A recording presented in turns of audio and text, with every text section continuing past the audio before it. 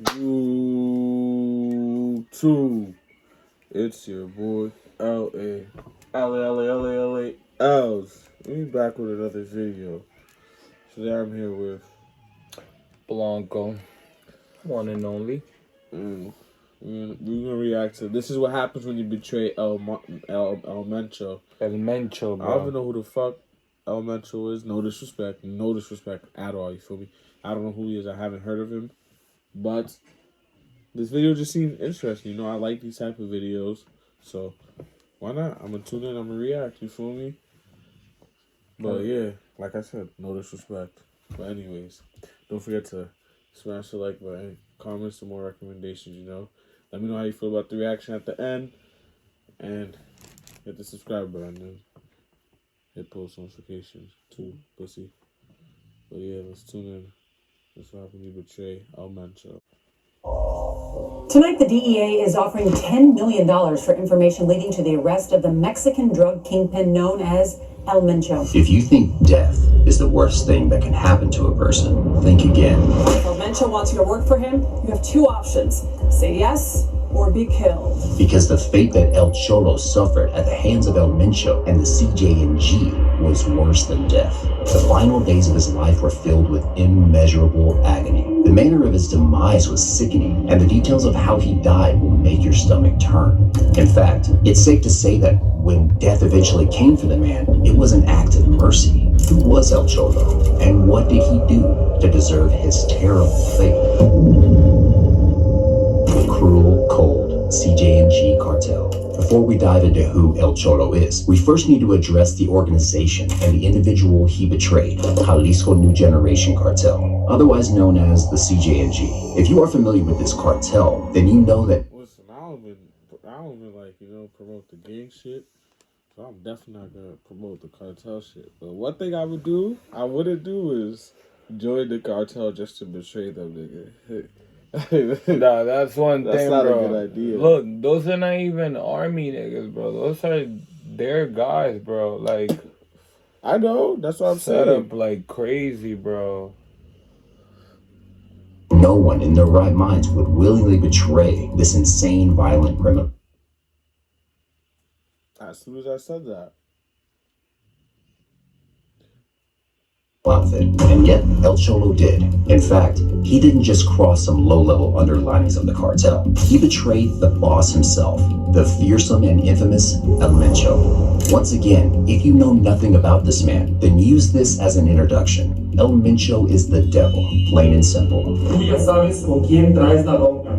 Para que sepas, aquí seguimos buscándote y no quitaremos el dedo del renglón. Go ask anyone who runs the most brutal cartel. No, who runs the most brutal criminal organization in the world. They will point to El Mencho and his CJ&G. Under his guidance, the organization has committed crimes that would make the skin of ISIS terrorist organizations crawl. Because it's not so much what crimes they commit, it's how they commit these crimes. And the ridiculous part is, they're not even half as big as the Sinaloa cartel or any of the rival cartels in the country. They're small, and yet, despite their diminutive size, they are the first and so far the only cartel to take on the Mexican government and technically win. Beyond this, they are known for their willingness to use weapons.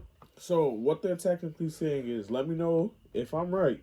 What they're technically saying is they're stronger than the Sinaloa cartel. He's kind of gassed it because Sinaloa has gone multiple times against the government. And They just went thing with him when they was about to take El Chapo's son. Yeah, that's what I mean. Like, so you see, that's why I think he kind of gassed it. He's trying to hype it up, but they look like they're crazy. I'm not saying they're weak. Don't get me wrong, but I don't think they could gas it at Sinaloa, bro.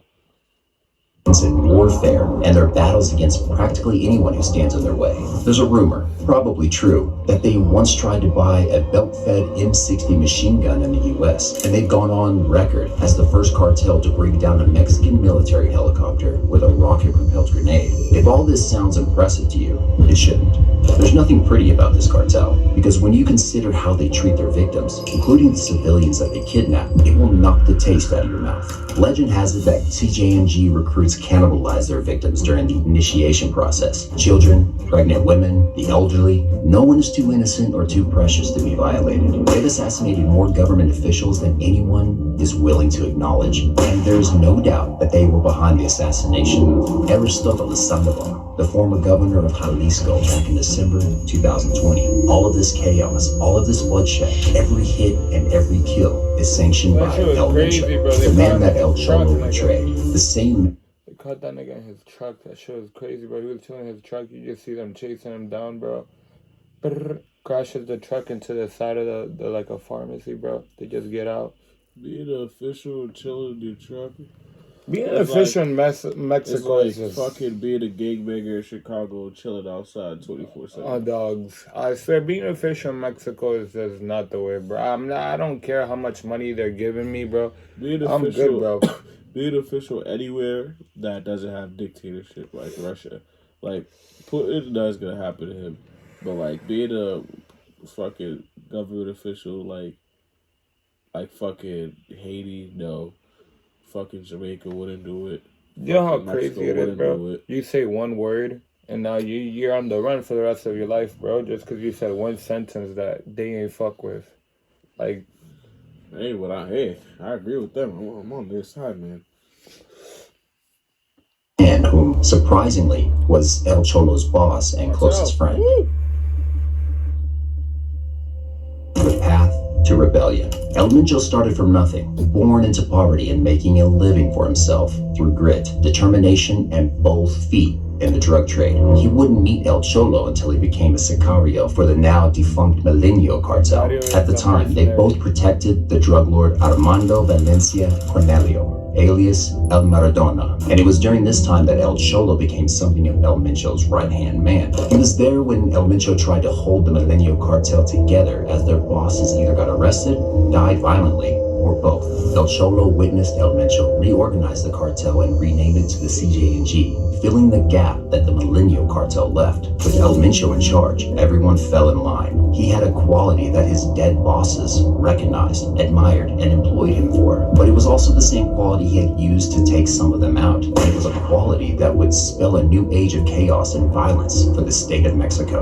On one hand, El Mencho was materialistic, disciplined, and thoroughly organized. On the other hand, he was violent, brash, and crude with his techniques. It was this unique ability to be those two things at the same time that struck fear of God in the hearts of his enemies. For example, most cartels have the habit of making their victims disappear. The Sinaloa cartel famously had El Pozolero, a stew maker, who, for more than a decade, dissolved thousands of bodies in acid for the Sinaloa cartel, essentially causing tens of thousands of people to disappear. But El Mencho encouraged his cartel to do the exact opposite. Every corpse presented an opportunity for spectacle. Instead of making bodies disappear, they would butcher them and throw them in public streets or hang them from bridges while recording the process. They would then post it on social media for the world to see. El Cholo was at the center of these activities. He knew firsthand what El Mencho was capable of because he was the one who carried out most of his hits for him. In fact, when El Mencho seized power of the CJNG in 2011, he became the boss's personal sicario. And maybe this is why he betrayed him. He had gotten so close to the man in charge that he lost perspective. El Mencho was a hard man, a man who gave answers and expected you to follow without question. But El Cholo was a man with his own ideas. He wasn't a yes man. And it was only a matter of time before those ideas became seeds of rebellion. And in the world of cartels, the wages of rebellion is death. Soon enough, El Cholo began doing things he shouldn't do. His first act of rebellion came when he conducted hits without El Mencho's permission. El Mencho was, and still is, a strategic man, and he wouldn't have appreciated the gesture. It didn't take long for a loyalist named Marcos Hernandez, the cartel's financial operator, to snitch on El Cholo. El Mencho was furious at El Cholo, and El Cholo was furious at Marcos. However, the situation wasn't irredeemable, and there was a possibility that El Mencho would have forgiven his erring sicario if El Cholo had simply asked for forgiveness. But you see, El Cholo was on a path of self-destruction. He assassinated Marcos and essentially declared war on his former boss. Rather than making amends with El Mencho, how you kill your boss? So you mean to tell me this nigga assassinates the rat? Well, I won't say the rat because that's his boss. I remember And that. the other nigga that's under him is doing wrong to the gang. By killing the boss, he's yeah. killing niggas So it's without like- permission, bro. That brings shit back to the gang, so it's not really snitching, you feel me? So he report back the information to the boss, you feel me? Which is what you're supposed to do. So he reported back. So he did his job. Instead of asking for forgiveness, the nigga kills him. This nigga was asking for it. That's crazy. Cholo defected, took men from CJ&G with him, and went ahead to form his own cartel, Nueve Plaza Cartel. The cartel civil war. El Cholo's betrayal dealt a heavy blow to the CJ&G. El Cholo took a handful of CJ&G generals with him, including the CJ&G's head of logistics, Eric Valencia Salazar, aka L85. There's no telling exactly how El Mencho felt about the exodus of betrayal that happened, but I can tell you what happened next. El Mencho declared war, ordered a hit on El Cholo, and began attacking his Nueve cartel, attempting to cut it down before it could ever become a real threat. But these were his former men and colleagues. It's safe to say that they already knew his tricks. First of all, the declaration of war didn't faze El Cholo one bit. Secondly, the attempt on his life by El Mencho's hit squad failed miserably. It was so bad that El Cholo murdered the head of the hit squad sent after him, undermining his former boss once again. The war that followed was brutal enough as a... The nigga fucking... He failed to do the job and got clapped. He clapped his fucking head boss, his head hitman. That's crazy. But somehow it was about to get a lot worse. Because El Cholo formed an alliance with the enemy, the Sinaloa cartel. With this alliance, they quickly found access to resources that allowed them to level the playing field. Now, they could fight the CJ&G on their own terms. Now it was all fair play. The Sinaloa cartel began using El Cholo's Nueve cartel as a hit squad that was mostly targeted at the CJ&G. They even allowed them to take control of important sections of the Jalisco territory and some of Mexico's western states, the war that was tipping in El Cholo's favor. It was beginning to look like El Mencho would be defeated by his former sicario. The war that broke out was brutal and extensive, and unluckily for residents living there, Guadalajara was the stage of it all. And as both factions fought their bitter battle, innocent people were caught in the crossfire. In 2018, 3 film students in Guadalajara were driving home from school when members of the CJ&G kidnapped and killed them after confusing them for members of the Nueve cartel. Public buses were set on fire. Broad day shootouts were routinely conducted, and the body count kept on rising until the entire city was filled with the stench of corpses and the fear of its residents. Meanwhile, El Cholo just kept on getting stronger and stronger.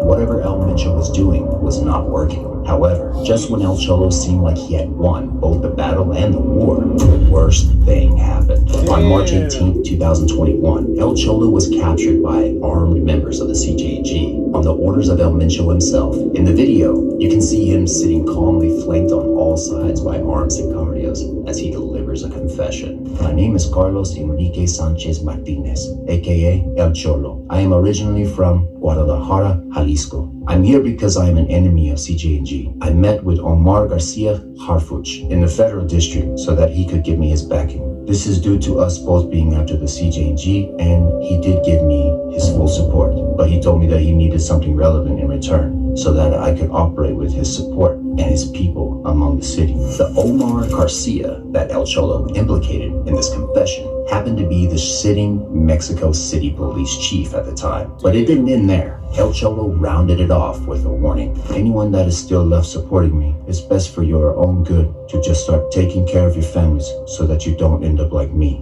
No one needs to tell you who wrote the confession, but the message was properly received. The individuals and officials he revealed immediately began to defend themselves. Omar Garcia Harfuch refuted the claims in a tweet. Regarding a video in which a criminal kidnapped by other criminals made comments about me, I reiterate that I will not be distracted by false messages from criminals. My commitment to society is firm. Fight crime to be the last consequences.